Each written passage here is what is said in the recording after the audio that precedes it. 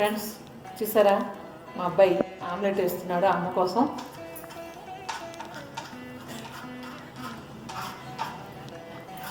నేను బిర్యానీ కూడా చాలా బాగా చేస్తాడు. ఎవరైనా మా ఇంట్లో గెస్ట్లు వచ్చినప్పుడు అడుక్కుంటాను, రే కొంచెం బిర్యానీ చేయరా అని చెప్పి.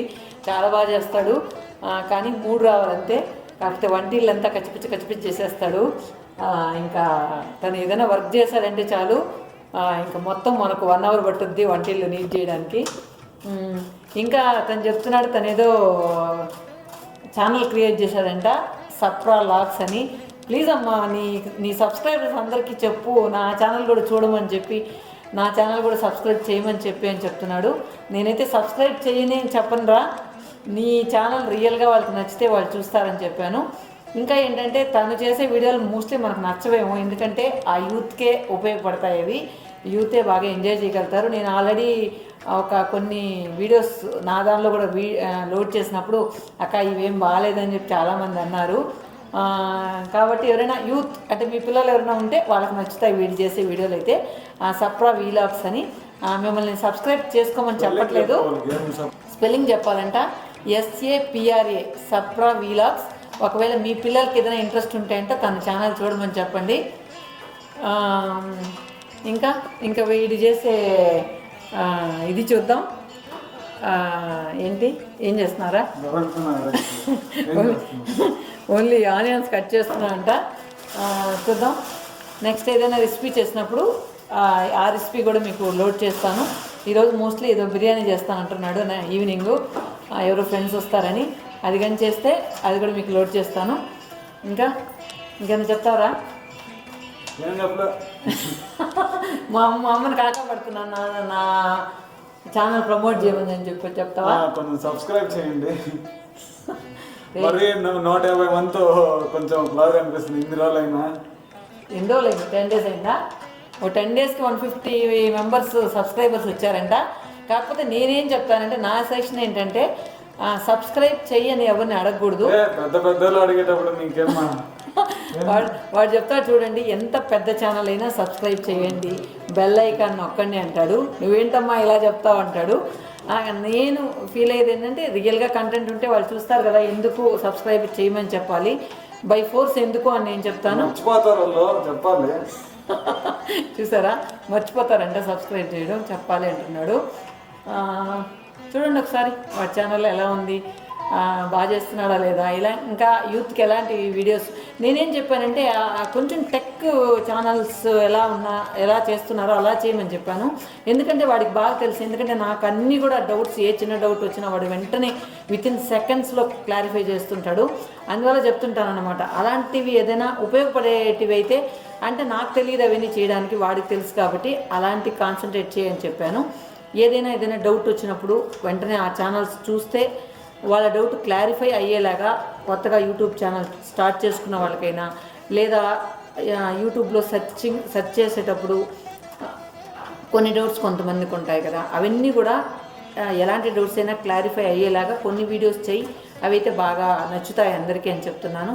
చూద్దాం, ఎందుకంటే నాకు వచ్చే డౌట్స్ క్లారిఫై చేసే వీడియోస్ చేసినా కూడా చాలు. ఎందుకంటే మనందరం యూట్యూబ్ చేసే వాళ్ళందరికీ కూడా వచ్చే డౌట్స్ కామన్గా ఎలా ఉంటాయి అవన్నీ కూడా వీడికి క్లారిఫై చేయగలుగుతాడు. దానికి కూడా వాడిని కాకపట్టాలి, అప్పుడే నాకు ప్రాబ్లం క్లియర్ చేసిస్తాడు. లేకపోతే పోమా అంటాడు, నాకు తెలియదు అనేస్తాడు ఒకటేసారి. మా పిన్ని చెప్పేది, వాళ్ళకి తెలియకుండా ఏముండదు, వాళ్ళకి ఇంట్రెస్ట్ ఉన్నప్పుడే చేస్తారు, లేకపోతే చేయరు. మా ఛానల్ 1000 సబ్స్క్రైబర్స్ రాని ఇలా చేస్తాను. సో ఏం చేస్తావు? టెక్నికల్ డౌట్స్ యూట్యూబ్ ఛానల్కి. నీ ఛానల్కి 1000 సబ్స్క్రైబర్స్ వచ్చాక నువ్వు చేసేది కాదు, ఇప్పుడు చేసి నీ ఛానల్ని 10 మందికి ఉపయోగపడేలాగా చేసావంటే నువ్వు సబ్స్క్రైబ్ చేయమని వాళ్ళు నువ్వు సబ్స్క్రైబ్ చేయమని వాళ్ళు అక్కర్లేదు, వాళ్ళే నేను సబ్స్క్రైబ్ చేసుకుంటారు. ఏం డౌట్ వచ్చినా సప్రా వీలాగ్స్ వెళ్తే. ఇప్పుడు 46K మెంబర్స్ ఉన్నారు కదా, 10 మంది ఒక అట్లీస్ట్ 100 మెంబర్స్ చేయమను, కొంచెం మోటివేట్ అవ్వాలి కదా. చూసారా, 46 or 48 అనుకుంటా మన సబ్స్క్రైబర్స్. వాళ్ళలో 100 మెంబర్స్ అయినా నాకు సబ్స్క్రైబ్ చేయమని అని చెప్తున్నాడు. మేము ఏంటంటే యాక్చువల్లీ హాలిడేస్ కాబట్టి ఏదో ఫండ్ కోసం మీకు ఛానల్ చేసాము, సో అలా కంటిన్యూ అవ్వాలనుకుంటున్నాం. సో చూద్దాం ఎందరం వస్తుంది. ఓకే, ఓకే, ఇదన్నమాట మా అబ్బాయి వర్షన్. ఇంకేంద్రా నీ బాధ ఏందో చెప్పు మా సబ్స్క్రైబర్స్తో. నీ ప్రాబ్లం ఏందో చెప్పు.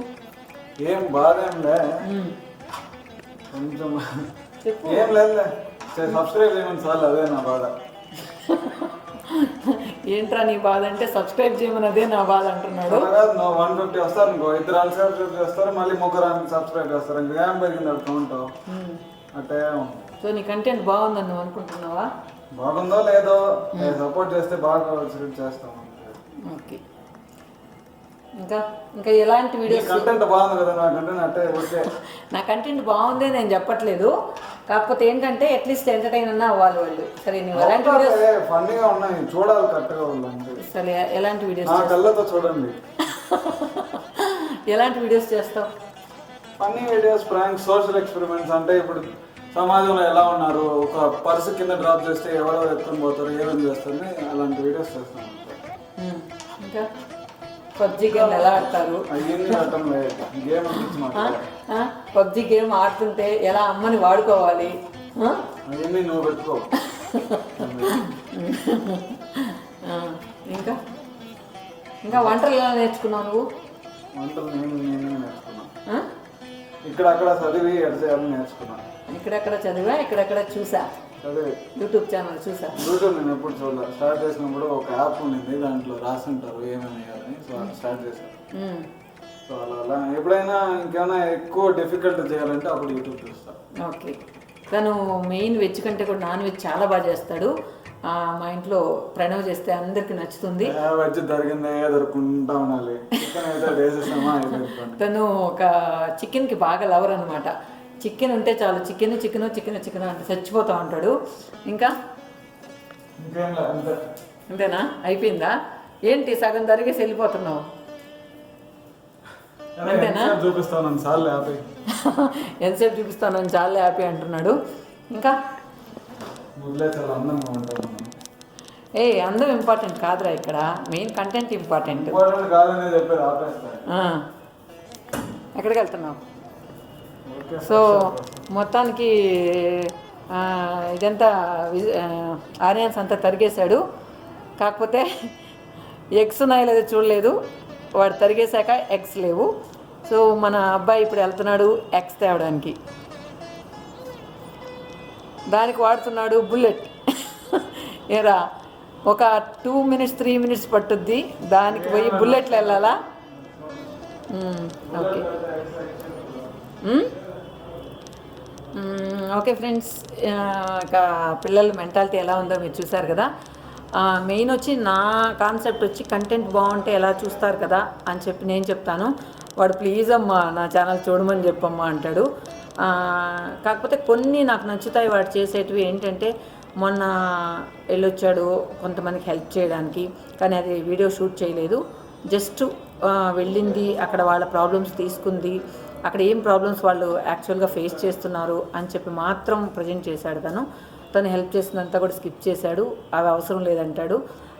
ఇంకా తనకేంటంటే కొంచెం ఎక్కువ జాలిగుండు అన్నమాట. ఈజీగా ఎవరైనా ప్రాబ్లమ్స్లో ఉంటే ఈజీగా తీసుకోలేడు. ఎవడో ఎక్కడో ఫోన్ చేస్తాడనమాట నైటు, వాళ్ళ ఫ్రెండ్ వాళ్ళకి ఏదో ప్రాబ్లం జరిగిందని. అప్పుడు లేచి వాళ్ళని హాస్పిటల్లో చేర్పించడం, వాళ్ళకి ఏదైనా హెల్త్ ప్రాబ్లం అయితే వీడు బరికిస్తుంటాడు, అలాంటివన్నీ చేస్తుంటాడు అనమాట. అదే మనం హెల్ప్ చేస్తే మనం ఎప్పుడు చూపించుకోకూడదు, అవతల వాళ్ళే మన గురించి చెప్పాలి, అప్పుడే అది మంచి లక్షణం. ఓకే, ఇప్పుడు నేను కూడా చెప్పకూడదు అంటావా నీ గురించి? నువ్వు అవతల నువ్వు అవతల చెప్తున్నా, మనం సెల్ఫ్ డబ్బాలు కొట్టుకోకూడదు.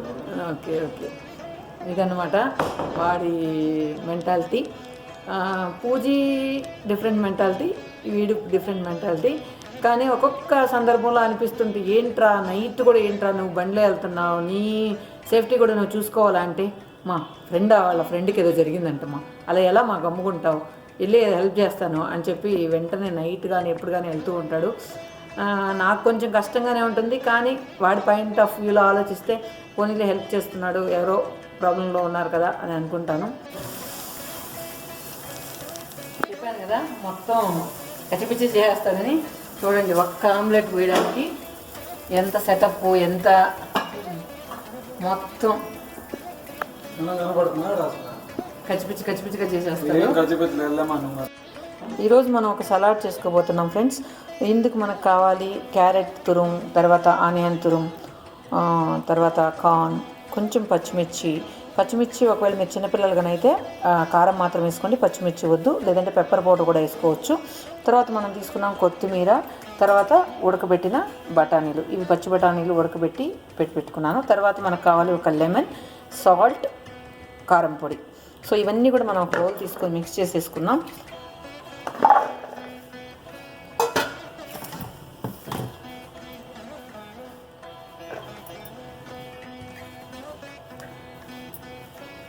సో లెఫ్ట్ హ్యాండ్లో కెమెరా ఉండడం వల్ల కొన్ని చూపిస్తున్నాను మీకు, మళ్ళీ అన్నీ కూడా మిక్స్ చేసేస్తాను. తర్వాత కొత్తిమీర ఇవన్నీ వేసేసిన తర్వాత లెమన్ పిండి వేసుకున్నాం.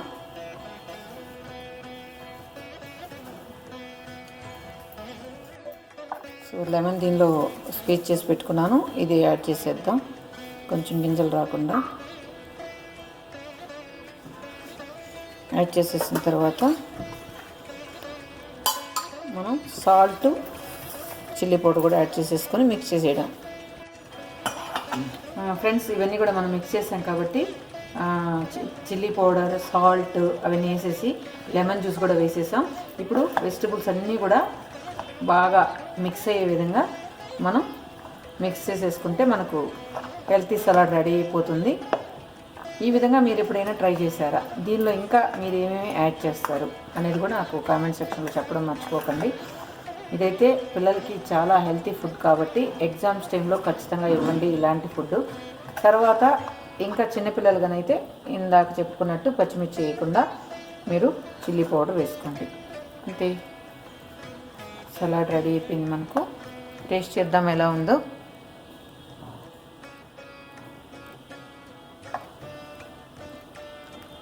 కొంచెం సాల్ట్ తక్కువైంది, కొంచెం సాల్ట్ వేస్తాం.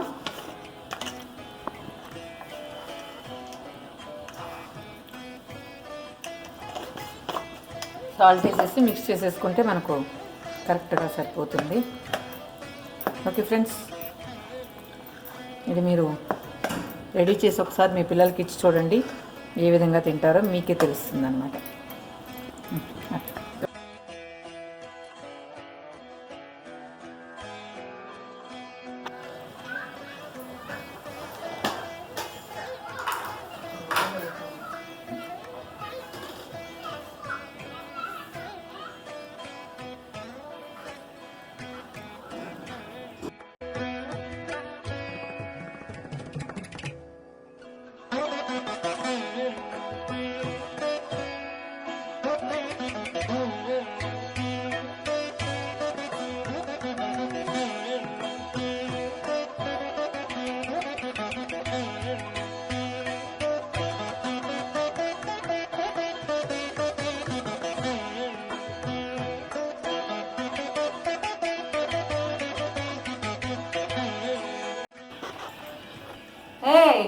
వీడియో తీస్తున్నావా?